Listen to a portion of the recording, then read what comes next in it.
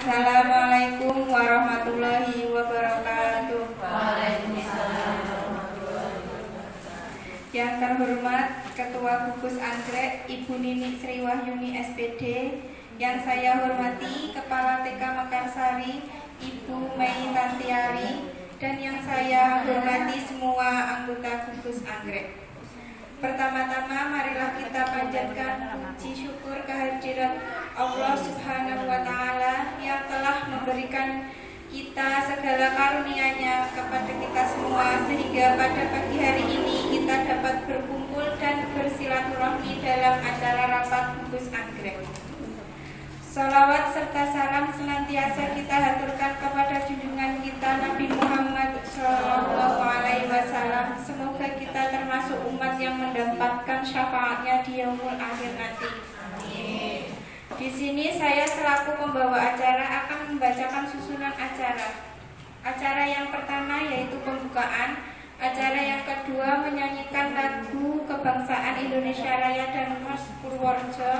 Acara yang ketiga yaitu sambutan dari Ketua Gugus Anggrek. Acara yang keempat yaitu sambutan dari Ibu Meta. Acara yang kelima lain-lain, dan acara yang keenam itu penutup. Marilah kita buka acara pagi hari ini dengan bacaan basmalah bersama-sama. Bismillahirrahmanirrahim. Acara yang kedua yaitu menyanyikan lagu kebangsaan Indonesia Raya dan Mas Purworejo. Hadirin dimohon untuk berdiri. Kepada Ibu Nini kami persilakan. Assalamualaikum warahmatullahi wabarakatuh. Waalaikumsalam warahmatullahi wabarakatuh. Yang terhormat Ibu Indrati selaku Ketua IGTKI Kecamatan Brabat, Sesepuh IGTKI Ibu Ani, Ibu Marianto, tak lupa kepada teman-teman semua warga Gugus Anggrek yang saya banggakan. Puji syukur kehadirat Allah Subhanahu wa Ta'ala yang telah memberikan nikmatnya kepada kita semua, sehingga pada hari ini kita bisa melaksanakan kegiatan Gugus KKG Anggrek tanpa aral suatu apapun. Marilah rasa syukur tersebut kita lafalkan dengan membaca kalimat tahmid bersama. Alhamdulillahirabbil alamin. Salawat serta salam senantiasa tercurahkan kepada junjungan kita Nabi Agung Muhammad SAW, yang kita tunggu-tunggu syafaatnya di dunia dan di akhirat nanti. Alhamdulillah ya, hari ini kita bisa melaksanakan kegiatan gugus di sela-sela kesibukan kita selaku guru yang tugasnya mengajar anak-anak didik. Alhamdulillah kita bisa melaksanakan kegiatan gugus di awal tahun pelajaran 2024-2025. Kita sudah memasuki, tak terasa ya Bu ya, sudah tahun 2024.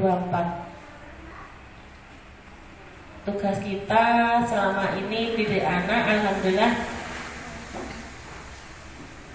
bisa dilaksanakan dengan baik di semua lembaga. Kegiatan kita untuk kegiatan gugus untuk tahun. Assalamualaikum warahmatullahi wabarakatuh. Yang terhormat kepada Ibu Nini Sri Wahyuni selaku Ketua Gugus Anggrek, yang saya hormati rekan pendidik TK Mekarsari, yang saya hormati pula semua tamu undangan anggota Gugus Anggrek. Pertama-tama marilah kita panjatkan puji syukur kehadirat Allah Subhanahu wa Ta'ala yang telah memberikan rahmat, nikmat sehingga pada pagi siang hari ini kita dapat hadir dalam acara rapat rutin Gugus Anggrek. Salawat serta salam senantiasa kita haturkan kepada junjungan kita Nabi Agung Muhammad SAW. Semoga kita termasuk umat yang mendapatkan syafaat di yaumul akhir nanti. Amin. Amin ya rabbal alamin. Terima kasih kami ucapkan kepada semua tamu undangan yang hadir.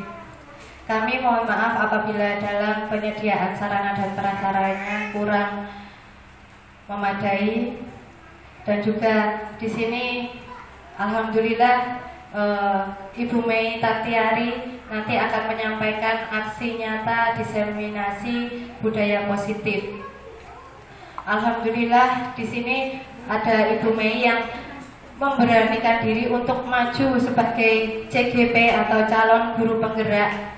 Semoga nantinya bisa memotivasi kita semua untuk mendaftar sebagai guru penggerak juga. Alhamdulillah di gugus kita terbanyak Ibu Nini kan? Ada Ibu Nini, ada Bu Istiqomah, ada Bu Sugiyarti, dan nanti menyusul ada Bu Mei. Semoga, oh ya Bu Lucy juga dalam proses juga kan? Ya ada Bu Nani juga. Berarti di gugus anggrek kita itu terbanyak Ibu Nini kan? Nah semoga dengan adanya rekan-rekan kita yang sudah menjadi guru penggerak dan dalam proses CGP ini dapat memotivasi teman-teman kita yang belum mendaftar sebagai guru penggerak. Kita belajar bersama, kita maju bersama. Semoga nanti kita dapat termotivasi untuk mendaftarkan untuk angkatan yang selanjutnya. Kita juga mohon doanya kepada rekan-rekan gugus anggrek, semoga dalam prosesnya Bu Mei, ada Bu Lucy dan ada Bu Nani, semoga diberikan kelancaran dan kemudahan, amin. Dan semoga nantinya C-nya hilang menjadi GP, yaitu guru penggerak, yang nanti akan menggerakkan kita semua, yang terutama untuk lembaganya dan umumnya untuk kita semua anggota IGTKI Kecamatan Gerabak bisa lebih maju lagi, lebih inovatif lagi, lebih kreatif lagi. Ya, demikian dari saya, nanti akan dilanjutkan oleh Ibu Mei. Semoga bisa diberikan kelancaran. Amin. Demikian dari saya. Billahi taufiq wal hidayah, waridho wal inayah. Wassalamualaikum warahmatullahi wabarakatuh.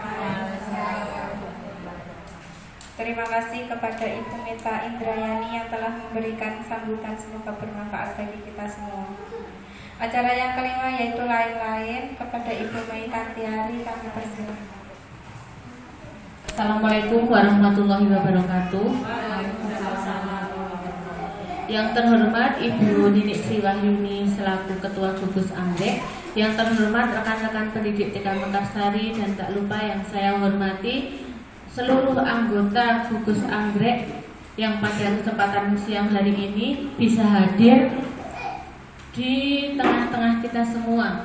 Alhamdulillah, marilah senantiasa kita panjatkan puji syukur kehadirat Allah Subhanahu wa taala yang telah melimpahkan rahmat dan hidayahnya kepada kita semua, sehingga pada siang hari ini kita dapat berkumpul di kegiatan rutin gugus anggrek.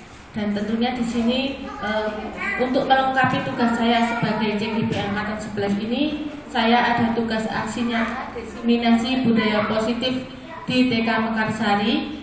Saya mohon doa restunya, semoga ilmu yang saya dapatkan kurang lebih 2 bulan ini bisa bermanfaat untuk saya, untuk ibu-ibu semua, dan untuk lembaga dan untuk anak-anak kita semua.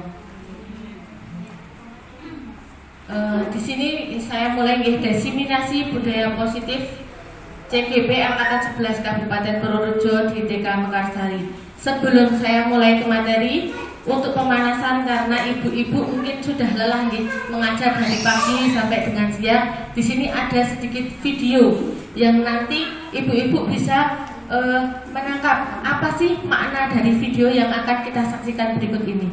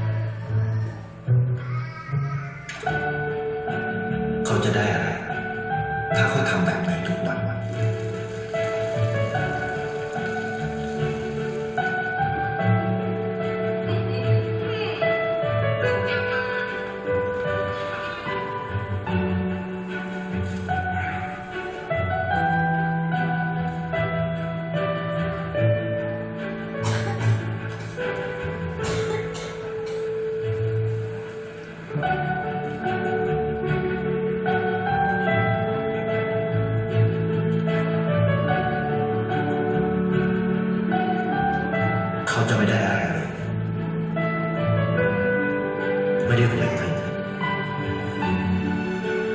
ไม่ได้ออกทีวีไม่มีใครรู้จักไม่ได้มีชื่อเสียงที่มากขึ้น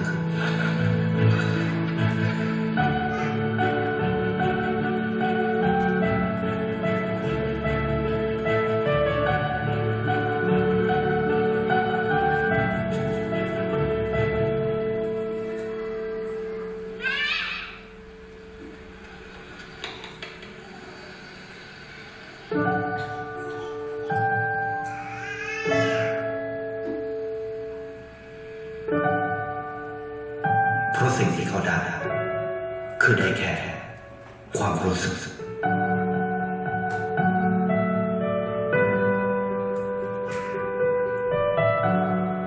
ได้เห็นความสุข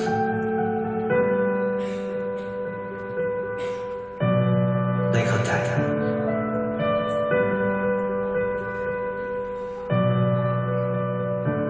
ได้ความรักได้ในสิ่งที่เงินซื้อไม่ได้ได้โลกที่สวยงามกว่าเดิม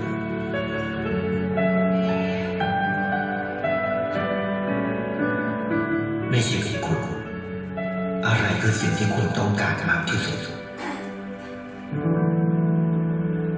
ไทยประกันชีวิตเชื่อที่ความดี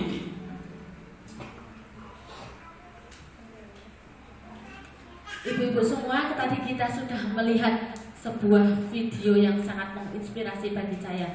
Nah, dari tayangan video tadi, kira-kira makna apa yang bisa tersampaikan oleh ibu-ibu semuanya? Monggo, ada yang mau menyimpulkan makna dari video tadi yang barusan kita tonton itu apa? Monggo Bu Rifko. Atas waktunya, menurut saya itu adalah kebaikan yang menimbulkan kebaikan. Jadi dia menebarkan kebaikan kemudian dibalas dengan kebaikan. Itu sih yang saya tangkap. Kemudian semuanya itu membuat kaman bahagia itu tidak dapat dibeli dengan uang. Jadi dia menebarkan kebaikan untuk membahagiakan orang lain. Terima kasih atas tanggapan yang diberikan oleh Ibu Rifko. Mungkin ada lagi yang ingin menanggapi makna apa yang tersampaikan oleh video tadi yang kita rasakan, yang kita tangkap. Assalamualaikum warahmatullahi wabarakatuh. Menurut saya menonton video tadi itu sangat menginspirasi karena kita hendaklah meniru, mencontoh seseorang yang telah berbuat baik tadi dalam segala hal dengan semua makhluk ciptaan Tuhan tentunya ya. Dan insya Allah apabila kita berbuat baik dalam setiap langkah, Allah akan memberikan kemudahan-kemudahan di kemudian hari. Terima kasih. Baik, terima kasih. Harus menghiraukan keadaan dan pendapat orang lain. Jadi kita harus tulus ikhlas dari dalam diri kita sendiri. Maka suatu saat apa yang kita tebarkan oleh kebaikan kita itu kita juga akan menuainya. Jadi kembali ke topik awal ya, yaitu diseminasi budaya positif. Latar belakang saya mengadakan diseminasi budaya positif ini tentunya agar rekan-rekan semuanya di gugus Anggrek ini bisa menerapkan budaya positif di lembaga masing-masing. Dalam hal ini, menuntun kodrat anak, guru berpihak pada nilai dan peran guru sebagai pemimpin pembelajaran di kelas, menghantarkan peserta didik pada nilai-nilai profil pelajar Pancasila. Melalui pembiasaan ini dapat dilakukan melalui budaya positif di kelas dengan membimbing peserta didik, menemukan serta menerapkan keyakinan kelas yang telah mereka sepakati sebagai wujud kelak yang lebih baik untuk menjadi orang yang mereka inginkan dan menghargai diri sendiri dengan nilai-nilai yang mereka percaya. Tujuannya mewujudkan merdeka belajar pada peserta didik dengan memberikan kebebasan untuk mengungkapkan pendapat, menuangkan ide, pendapat dan gagasan mengenai keyakinan-keyakinan kelas apa yang saja yang mereka inginkan. Yang kedua, mewujudkan disiplin positif sehingga tercipta budaya positif peserta didik dalam menjalankan keyakinan kelas yang disepakati bersama dengan penuh kesadaran tanpa paksaan. Menumbuhkan motivasi intrinsik peserta didik terhadap pemahaman nilai-nilai kebajikan sehingga terbentuk karakter positif peserta didik melalui kebiasaan perilaku dan keladanan dari semua warga sekolah. Di sini yang saya harapkan nanti kita membuat keyakinan kelas bersama itu tidak dari kita sebagai guru saja, tapi kita harus melibatkan murid agar menciptakan kenyamanan dalam belajar.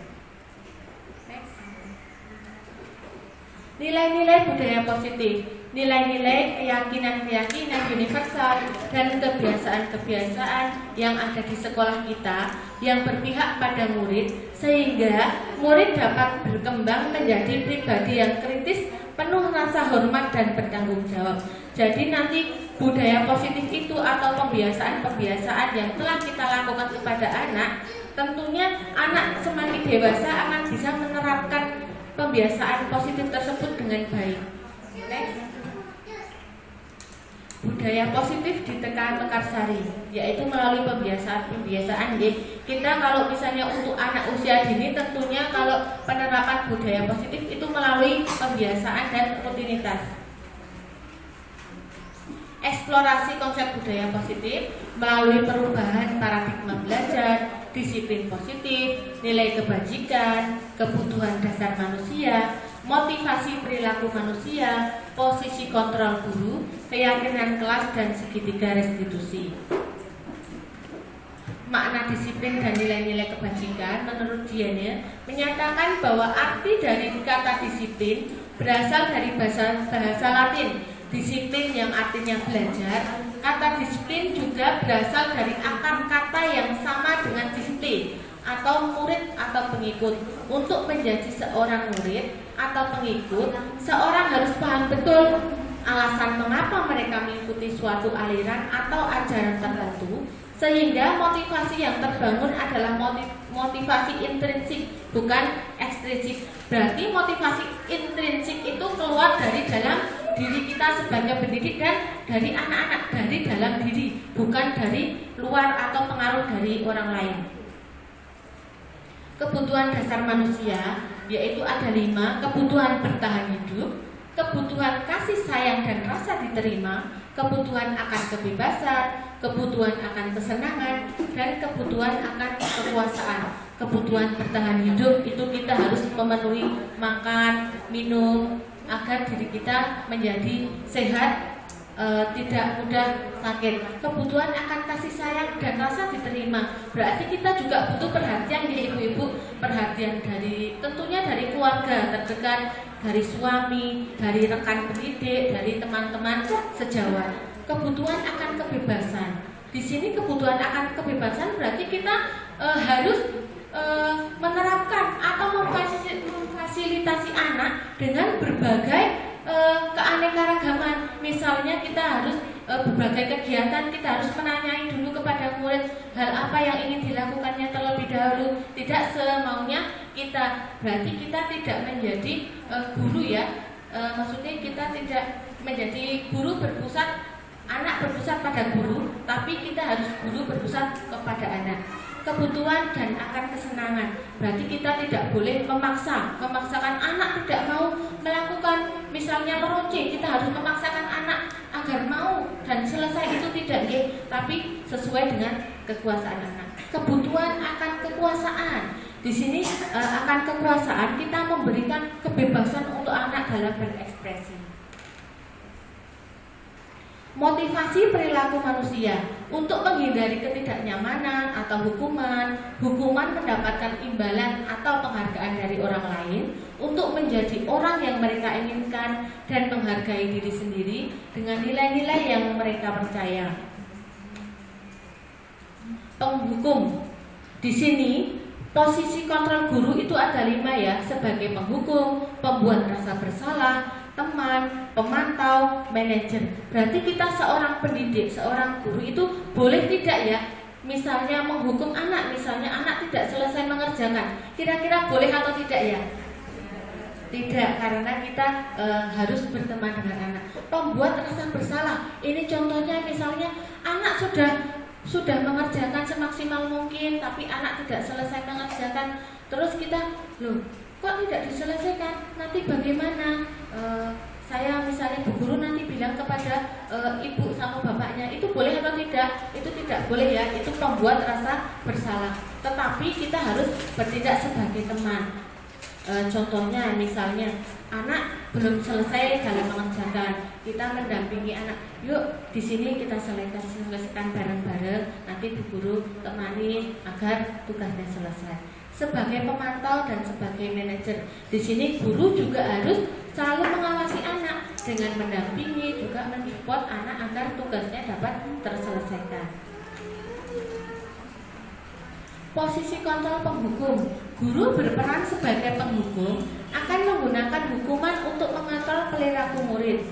Guru memukul murid tidak mengerjakan tugas, contohnya guru menghukum murid yang berbicara atau bercanda saat berada di kelas. Pembuat rasa bersalah, guru berperan sebagai pembuat rasa bersalah akan membuat murid merasa bersalah akan kesalahannya. Di sini contohnya, guru berkata pada murid yang tidak mengerjakan tugas, kamu akan mengecewakan orang tuamu. Kemudian guru meminta murid untuk meminta maaf pada orang tua atau gurunya jikalau murid kita melakukan kesalahan kepada temannya, misalnya berkelahi ataupun berebutan mainan. Guru berteman dengan murid. Guru berperan sebagai teman akan memperlakukan murid seperti teman sebaya. Guru akan berusaha untuk dekat dengan murid dengan memahami kesalahan-kesalahan yang dihadapi. Guru ikut bermain pada saat jam istirahat. Ini biasanya kita kalau misalnya murid-murid istirahat, itu kita menemani sambil bermain, sambil ngobrol dengan anak agar chemistry atau kedekatan anak itu tidak ada sekat dengan guru dengan murid. Guru membantu murid memecahkan masalah. Misalnya anak kesulitan dalam mengerjakan misalnya meronce atau apa, meronce manopani. Nah, kita sebagai guru itu membantu anak. Oh, berarti ini setelah warna merah, warna hijau, warna biru seperti itu ya. Guru sebagai manajer. Manajer adalah posisi di mana guru berbuat sesuatu bersama dengan murid, mempersiapkan murid, mempertanggungjawabkan perilaku, mendukung murid agar dapat menemukan solusi atas permasalahannya sendiri. Berarti misalnya anak berebut mainan, terus berkelahi, dan kita sebagai guru nanti menanya, kenapa sih kok misalnya harus berebut permainan, padahal bermain bersama-sama itu bisa. Nanti anak dengan kita menanyai, nanti anak akan menyebutkan alasannya dan anak tersebut akan berpikir secara kritis, oh iya ternyata berebut mainan itu tidak baik. Guru sebagai pemantau. Pemantau berarti mengawasi. Posisi pemantau sendiri berawal dari teori stimulus respon yang menunjukkan tanggung jawab guru dalam mengontrol murid. Pertanyaan yang diajukan seorang pemantau biasanya, peraturan apa? Apa yang telah kamu lakukan? Sanksi atau konsekuensinya apa? Nah, di sini tadi keyakinan kelas sudah disinggung ya oleh ketua gugus kita Bu Nini, terima kasih. Yaitu keyakinan kelas adalah seperangkat nilai dan prinsip yang disepakati bersama oleh guru dan siswa untuk memandu perilaku dan interaksi di dalam kelas. Jadi keyakinan kelas itu dibuat oleh guru dan anak-anak kita agar terwujudnya pembelajaran yang aman, nyaman, sehingga pembelajaran di kelas itu dapat kondusif dan anak-anak aktif dalam mengikuti kegiatan pembelajaran. Tujuan kesepakatan kelas membangun lingkungan belajar yang mendukung, di mana setiap anggota kelas merasa dihargai dan termotivasi untuk berkontribusi secara positif dalam mencapai tujuannya. Misalnya tujuan pembelajaran hari ini, kita ingin mengerjakan misalnya permainan melompat dengan 2 kaki. Kita harus memberi kesepakatan kepada anak-anak kita untuk menyelesaikan kegiatan melompat dengan 2 kaki, kita harus bagaimana? Satu, misalnya tidak boleh mendorong ataupun tidak boleh saling berebutan agar semua anak bisa mengikuti dan menyelesaikannya. Manfaat kesepakatan kelas: menciptakan suasana kelas yang tertib, nyaman, dan menyenangkan sehingga tidak terjadi keributan yang dapat mengganggu kegiatan belajar di kelas. Suasana di kelas juga akan menyenangkan, bisa tercipta jika para murid belajar dengan tertib dan mematuhi kesepakatan dan aturan yang telah dibuat. Biasanya kita membuat kesepakatan kelas seperti apa ya? Satu, misalnya anak-anak tidak boleh bercandaan, atau tidak boleh berebut mainan, atau tidak boleh saling berebut alat tulis.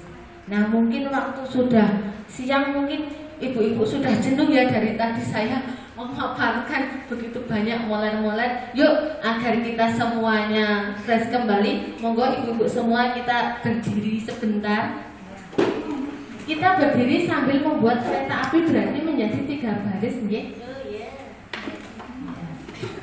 Mainan, kita akan melatih konsentrasi nanti dengan melompat ke depan 2 kali dan ke belakang 2 kali. Sudah siap semuanya?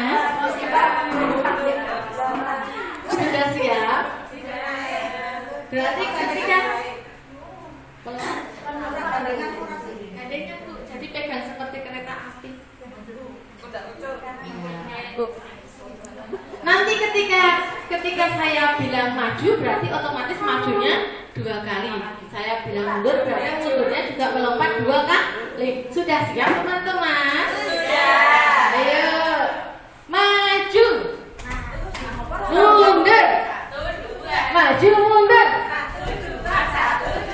mundur, mundur, maju, maju, maju, mundur, maju. Sudah, terima kasih.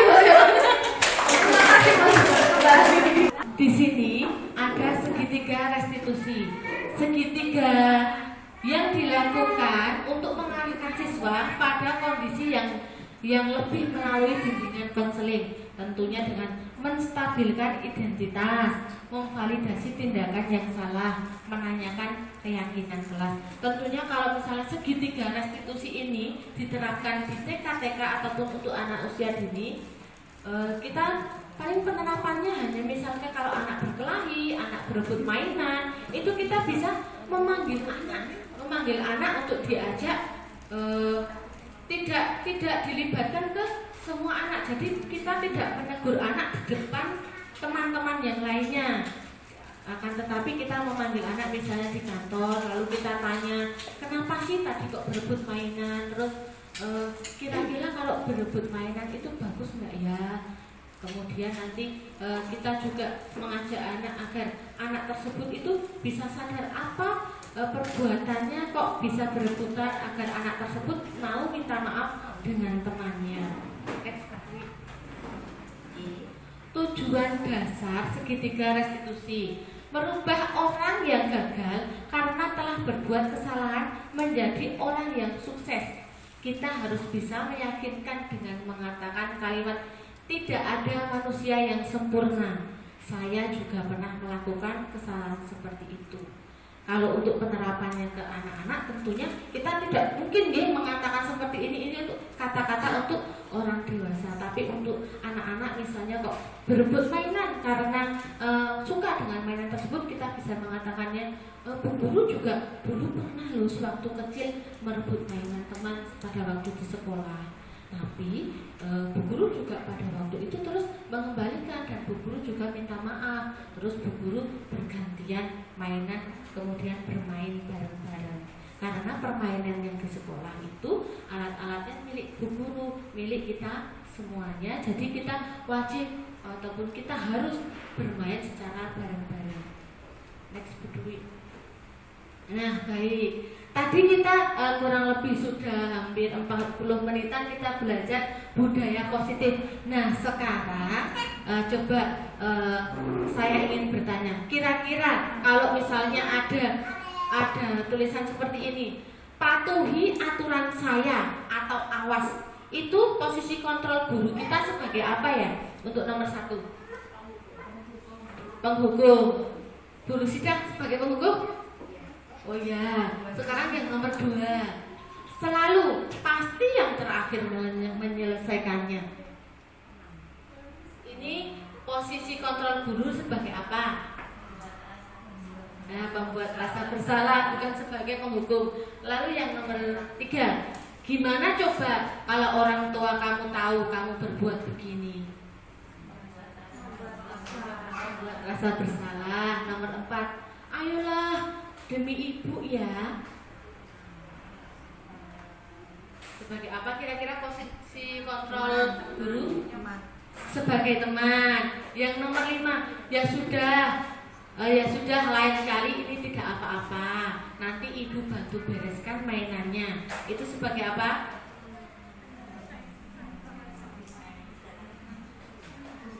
Sebagai teman atau sebagai manajer? Sebagai teman. Lalu yang nomor 6, apa yang telah kamu lakukan?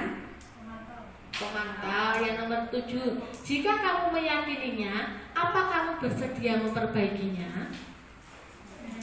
Sebagai manajer. Berarti 5 posisi kontrol guru, teman-teman semuanya, ibu-ibu semuanya sudah paham ya, karena kita sudah melaksanakannya. Kita sudah refleksi sedikit ya. 5 posisi kontrol guru itu sebagai pemantau, penghukum, sebagai manajer, sebagai teman.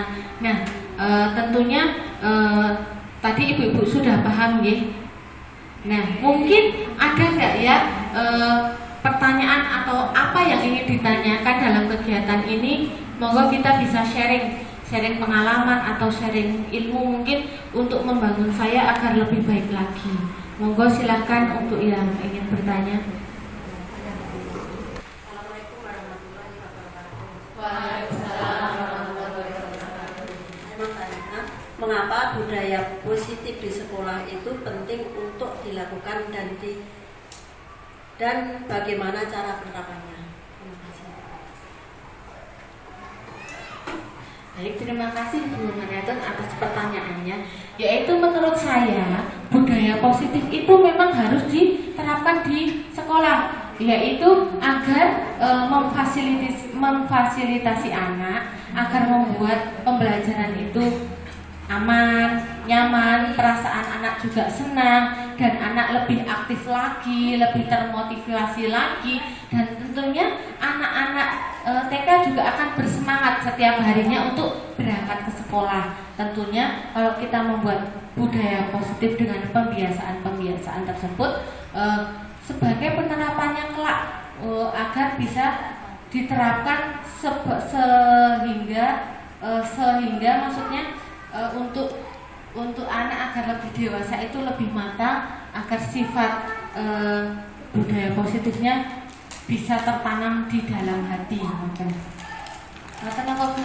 Sudah puas belum dengan jawaban saya? Terima kasih Bu Yaya atas penjelasannya. Semoga saya bisa menerapkan di TK kami dan saya merasa puas sekali atas jawaban ini. Terima kasih. Ibu.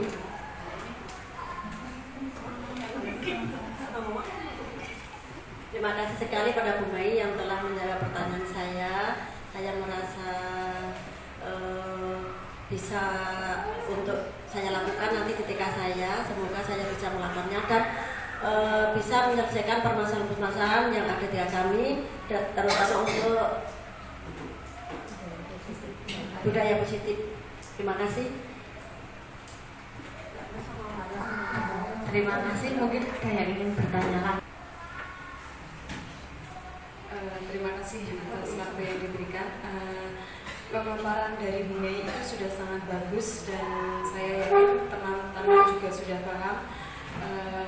Kemudian saya akan bertanya, bagaimana penerapan segitiga restitusi, strategi segitiga restitusi di TK. Bagaimana itu penerapan? Itu saja pertanyaan dari saya.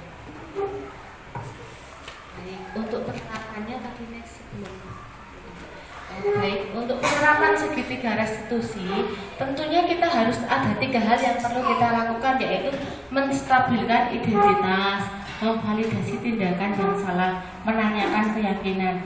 Nah, ini dapat kita contohkan. Saya contohkan misalnya ada anak yang berebut mainan, saling berebut, kemudian salah satunya menangis. Itu kita tidak langsung menegur anak tersebut di depan teman-teman yang lain, tapi kita harus dengan per individu, ataupun kita memanggil anak tersebut, misalnya diajak bermain bersama, mengobrol bersama, misalnya di kantor. Jadi kita arahkan itu tidak di depan anak-anak yang lainnya, tapi kita ajak ngobrol berdua. Misalnya kita menanyakan bagaimana sih tadi kok bisa berebut mainan, terus kira-kira kalau berebut mainan itu bagus atau tidak. Kemudian anak tersebut tentunya juga akan mengakui mana yang salah dan mana yang benar. Kemudian anak tersebut nanti akan dengan sendirinya akan meminta maaf kepada temannya yang salah.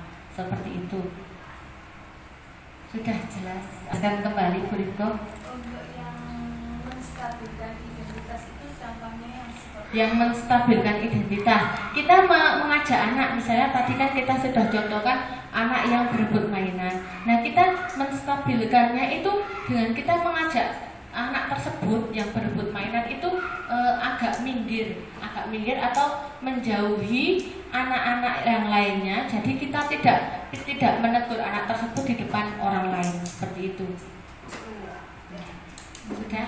Ya, terima kasih. Ada lagi? Cukup nggih? Nggih, mungkin hanya itu yang dapat saya sampaikan, pemaparan diseminasi budaya positif. Kurang lebihnya saya mohon maaf. Wabillahi taufiq wal hidayah. Wassalamualaikum warahmatullahi wabarakatuh. Waalaikumsalam warahmatullahi wabarakatuh. Acara yang ke-6 yaitu penutup. Demikian acara Gugus hari ini. Semoga bermanfaat bagi kita semua. Sebagai pembawa acara, saya mohon maaf apabila banyak salah kata. Wassalamualaikum warahmatullahi wabarakatuh.